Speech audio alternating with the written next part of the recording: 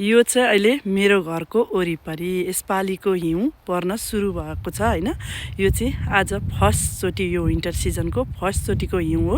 यतिको बाक्लो परेको छ भने हैन, बिहान चाहिँ म काममा निस्किँदा यो रोडहरू सफा गरेको थिएन हैन, एकदमै हिउँ थियो।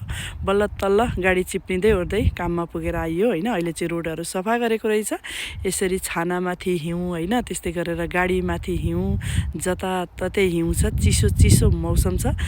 देख्नको लागि चाहिँ एकदमै रमाइलो देखिन्छ हैन, तर अलिकति गाह्रो हुन्छ हिउँमा हैन।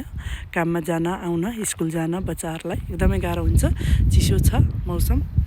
चिसो मौसमसँगै मलाई यो बाहिरको हैन यो भ्यू चाहिँ एकदमै हेर्न मन लाग्छ। त्यही भएर टक्क मेरो घरको वरिपरिको यसरी चाहिँ म भिडियो खिचिरहेको छु है। एकदमै रमाइलो छ के, देख्नको लागि जति रमाइलो छ तर यो चाहिँ त्यति सजिलो चाहिँ छैन के।